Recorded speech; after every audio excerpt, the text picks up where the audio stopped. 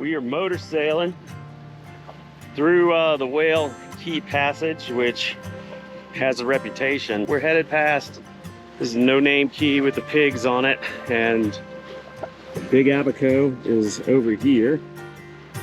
We're gonna go out the passage, duck back in. We're gonna anchor over by Great Guana today, so that it's the last few days of lobster season. There's some coral off the end of Great Guana, which we're gonna try to, get some lobster. Don't have much hope though, but we're gonna try. We rode around, looked at the coral. We couldn't find any lobster, and later that day we decided to go try to get some snapper. Wyatt's hunting rabbit. No, actually mutton snapper. But he saw some earlier when he was snorkeling, so now he's come back to try to murder them. I hope he does.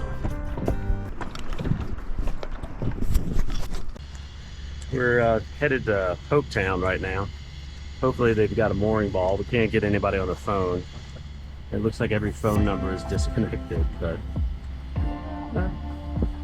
we know they're there. People have said they picked them up, so we just got to see if they've got some available. There's a little bit of a blow coming tomorrow that we want to get some shelter from, either behind Elbow Cay or in that harbor with Hopetown.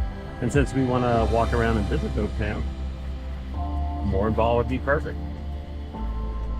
So we got a couple hours and we'll be there. Hopetown is a small village on Elbow Cay. It was devastated by Hurricane Dorian, and you can still see the effects and damages today. It's hard to give an estimate on how much of it is rebuilt. A lot has, but possibly 50% still remains to be rebuilt. And one of our favorite hotels and swimming pool bars is still wiped out. So we're here at Captain Jack's so that we can play some bingo.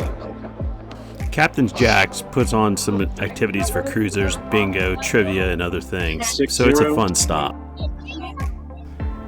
Even though there's a lot of work to be done, Elbow Cay and Hopetown are still beautiful, and these hard-working people are turning it around. Hopetown lights behind us. There's only 3 of us out anchored here. There was 4. One boat decided to leave, but the wind's clocking. It should clock around pretty fast to be out of the east-northeast or northeast. We stayed long enough at Elbow to see a few of these fronts come rolling through. So we picked up to 20 knots.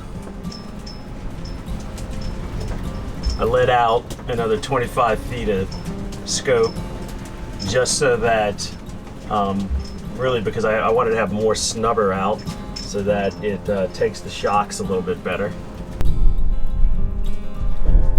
There's the thunderstorm rolling up. Hopefully we don't get hit by these squalls that are coming through. But Saturday we should be heading out to cross to Spanish Wells. The next morning, the storms had passed and left a beautiful sunrise behind the lighthouse.